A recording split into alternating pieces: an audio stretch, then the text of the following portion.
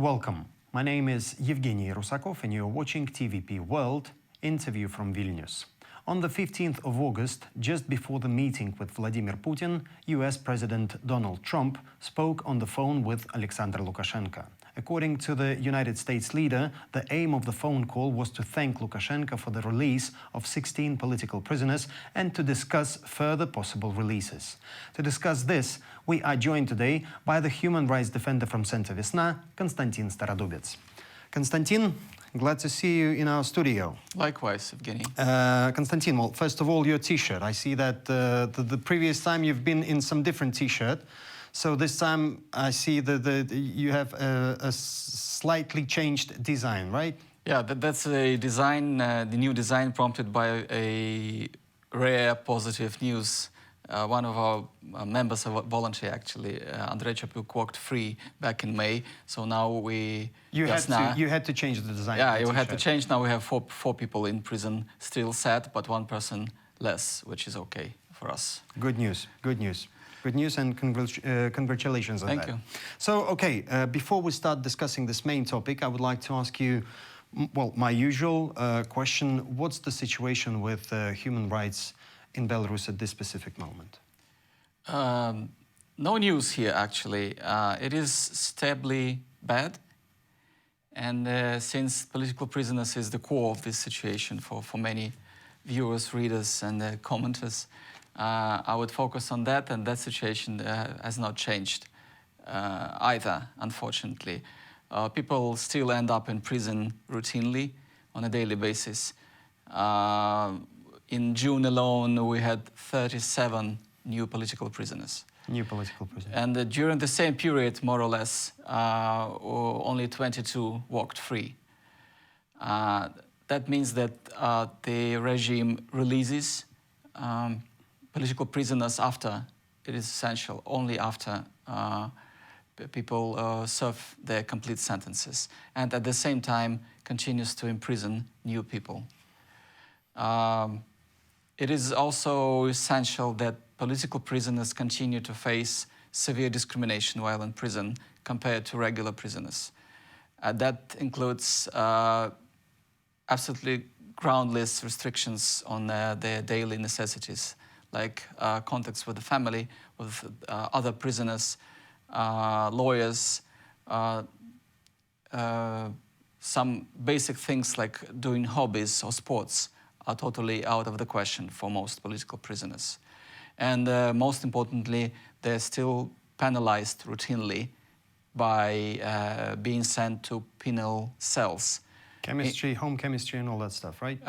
That's more of like a prison inside prison, where you are locked up alone in the conditions that we describe as torture. And that's something that most political prisoners have to live through at some point. Now back to this phone call. So what's your take in general about this phone conversation between Donald Trump and Alexander Lukashenko? Well, on the face of it, that's not about human rights, that's about politics. It is indeed a hope for us and for political prisoners, for the entire community, because political prisoners was one of the things mentioned during the call, according to Donald Trump and Lukashenko. Do you think this could be a breakthrough? I wouldn't call it a breakthrough, but like I said, a hope. Probably a promise, a ray of light, something that we can rely on in continuing our lives, and most importantly, the families of political prisoners, because they need some hope, something to help them carry on. 5 years is a long time, and many are losing hope, unfortunately. So that's something that can give that long wanted hope. Okay, in his post in social networks, Trump mentioned 1,300 prisoners, whereas there are some different numbers as far as I know. So what's the situation with this number? Yeah, according to the generally recognized list of political prisoners, which Viasna runs on a designated website, there are just under 1,200. That's 1,200. there is an alternative list. We don't know where that 1,300 figure comes from. We don't know. Probably he was advised by some advisors. But probably. well, you know, when we talk about I guess it's better more than less, right? Right, absolutely. And it's also important that we definitely did not cover all of the political prisoners. There are still people who are in the gray zone, who are afraid to tell about their detention, or they are just not able to do that. Okay, how many people? What's this amount when we talk about this gray zone? What amount of people are we talking about? We would estimate it at 10 to 20%. So we could add up to 20% to 1,200, and you probably will have the accurate number of current political prisoners. It's pretty much plus 200 or 300, right? Right. Okay, well that's a lot. Okay, again, coming back to Trump's post. In this post, Trump called Lukashenko a highly respected president. So what's your take on this? He is not respected in essence by most leaders around the world. And probably that there is also just a diplomatic figure of speech for Trump himself. Remember, he called North Korea's Kim a friend and a respected leader, something like that. Friend and a foe. Right. So, I mean, that's nothing, but there is something for Lukashenko, definitely, that flatters him a lot, and that is probably one of the leverages that Trump uses to please Lukashenko. But let's admit that works. Yeah, it does, of course, especially against the background of general crisis of legitimacy and the non-recognition of Lukashenko as a president. No one, literally no one calls him that except Putin, China's chairman, and Trump. That's a rare occasion, and that just shows that Trump can do that because he is the leader of a nation, and that he can call Lukashenko whatever he wants. And it works again. How about you personally? Did Lukashenko become more respectable in your eyes after this point? No, of course, he is not respected by neither me nor my colleagues or friends. I mean, respect is something you work to deserve, to get. And over the 31 years of his shameful rule... This is not Alexander Lukashenko's story. Absolutely. And to add into that he himself does not show respect to his enemies and rivals. That's something to be taken into account. Yeah. By the way, while I've examined all those news, I came across the information that Lukashenko invited Trump, and there's like some information that Trump might come to Minsk. Do you think that could happen? Hard to say. My personal opinion is that it's not going to happen in the near future, because Lukashenko is not that big an influence on the world political arena worth a personal visit. I mean, a visit by the U.S. president, that's a huge event. And it requires a lot of preparations. But Trump's visit could really be a breakthrough in releasing political prisoners. Yeah, if it happens, that would be something that could break the camel's neck, back. Yeah. Yeah, exactly. Lukashenko would be obliged to to pay back. Absolutely. I think even if they meet outside of Belarus, somewhere in a neutral country, that may happen as part of this Russian-Ukrainian peace process. Probably, we'll see. Okay. Again, coming back to this release, what does the complete release of political prisoners mean for Minsk? Is Lukashenko regime ready for that step? I mean, is the system ready for this step? Right. We should differentiate between these two things: Lukashenko ready and the system ready. Okay. I think that Lukashenko... Okay. Let's first talk about Lukashenko and then regime. I think and then system. Yeah, that Lukashenko is ready, because for him it's very simple. Just one word, flick of the wrist, and people are ordered to walk free.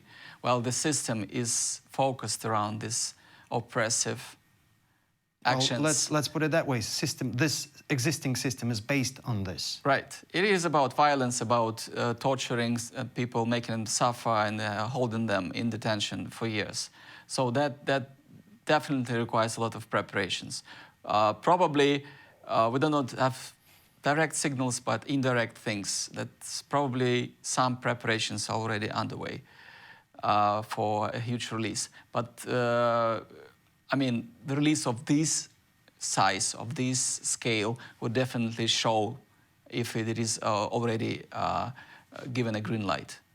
And we cannot see that so far.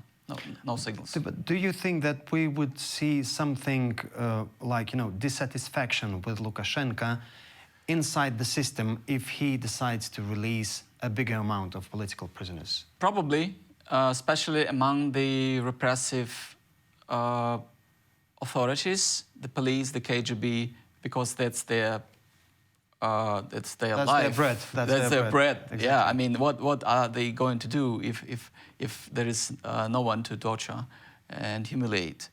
So probably, yeah, that will result in a total remodeling of this repressive system. In the first place, it is important that releasing all current prisoners does not mean that the repression stops and that Lukashenko will have new prisoners in a couple of weeks, several hundred.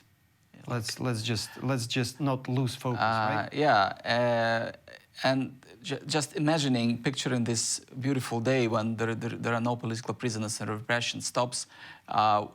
If this repressive system is still in motion, it will definitely require new victims. Look, here's the question then. We have a new school year, starting right now, right? And do you think that Lukashenko himself, well, I guess he's been a very bad student for the past 31 years, right? But do you think he has learned something? And this year could be we could see some changes?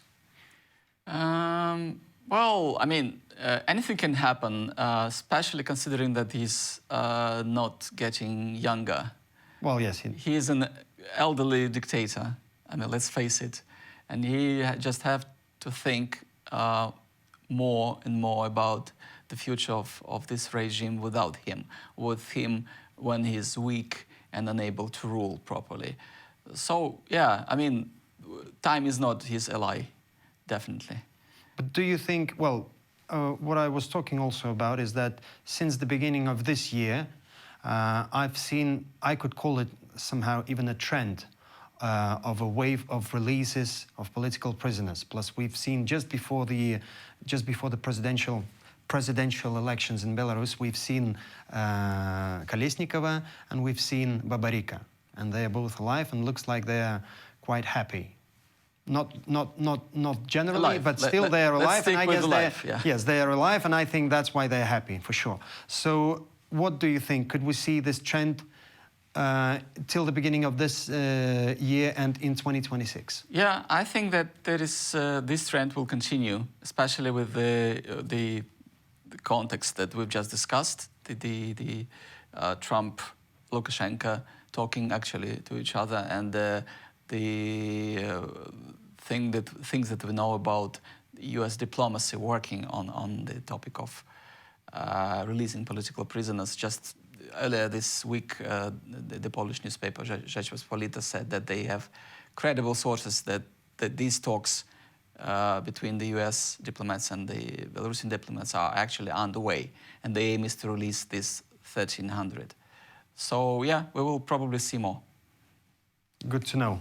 Konstantin, thank you for joining us today, and I really hope to see you in our studio with some big and good news. Thank you.